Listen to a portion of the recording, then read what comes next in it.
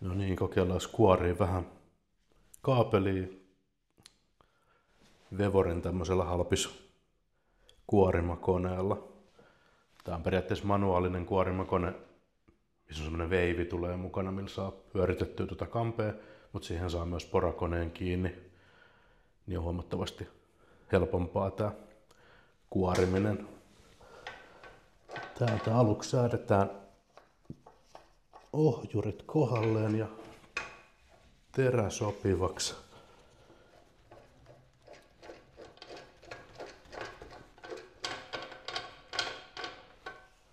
Sitten vaan testaillaan, onko asetukset kohdillaan.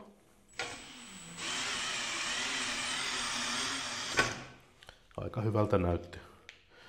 Kuori ihan tarpeeksi. Tässä pystyy lukitsemaan myös näitä tämän terän korkeuden paikalleen. Jos kuorii useampia kaapeleita, niin ei tarvitse sitten miettiä, että ne säädöt muuttuu. Mutta nyt kun kuoritaan vaan ihan kokeeksi nämä pari, niin ei jaksa niitä alkaa ruuvailemaan, koska kuoritaan eri kokoisia kaapeleita.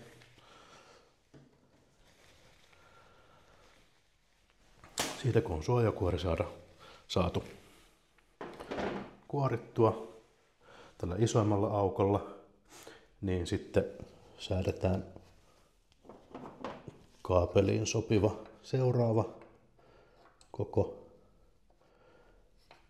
ja laitetaan se silleen, että ohjuri pitää sen keskellä mikä toi nyt on mikä pyörittää tätä kaapelia tai kuljettaa tätä kaapelia eteenpäin, koska jos tää on liian ylhäällä, niin sitten se kaapeli pääsee menemään tuosta terän ohi. Sitten tehdään uusi testi. Ne on kohdillaan. Katsotaan miten käy.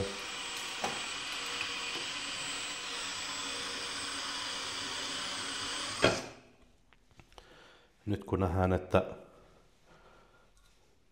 kaapelista tulee tämmöistä pientä silppua, niin sitten tiedetään, että terä on ollut liian alhaalla. Eli nostetaan sitä vähän ylöspäin ja kokeillaan seuraavalla pätkällä.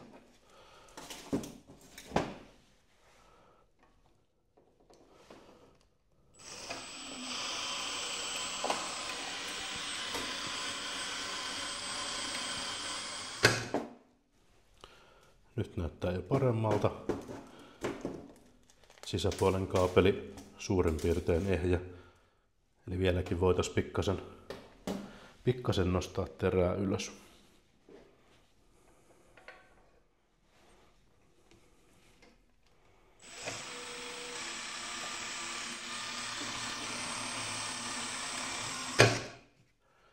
Ja nyt nähdään, että suojavaippa ei mennyt ihan kokonaan.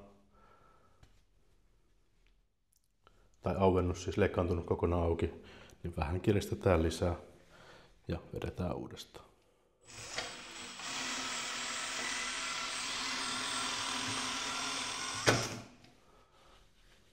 Noin. Sitten se lähtee ihan vetämällä pois.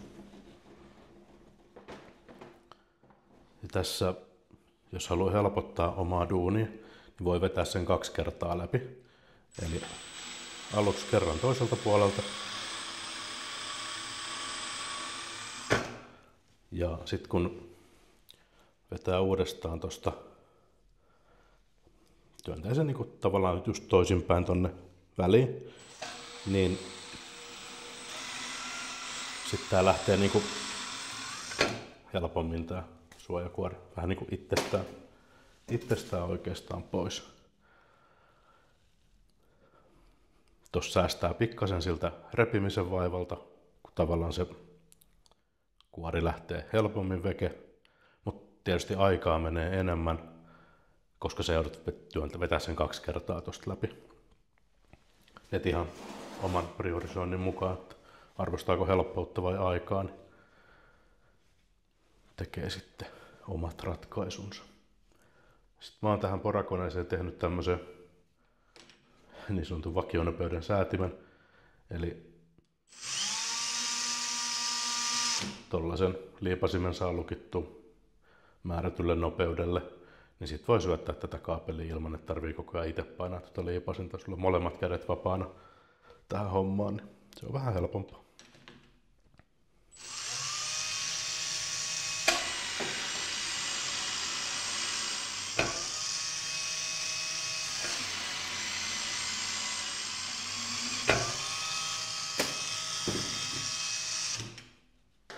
Noin yksinkertaista. Helppo laite, ihan mukavaa hommaa. Parhaiten tää toimii, Vevorihan sanoi, että tää toimii 1,5 neliömillin kaapelista ylöspäin. Johonkin, mitä nyt tuohon aukkoon menee, joku 3,5. Niin mutta todellisuudessa se 1,5 millin kuoriminen on käytännössä mahdotonta. Että se pieni kaapeli, se ylimmän suojakuoren saa tosi helposti pois, siinä ei ole mitään, mutta sitten noiden pienien kuoriminen on lähes mahdotonta, koska se kaapeli hyppää ton terän ja kuljettimen ohi. Eli aluksi se näyttää menevän hyvin, mutta sitten se hyppää pois vaan sieltä välistä. Oikeastaan se 2,5 on ehkä pienin, mitä mä lähtisin kuorimaan. En välttämättä sitäkään, koska se on tosi aikaa vievää hommaa, ja jos yrittää niin jotakin hankkia sillä, niin siinä on ihan suhteettoman paljon vaivaa siihen hyötyyn nähden.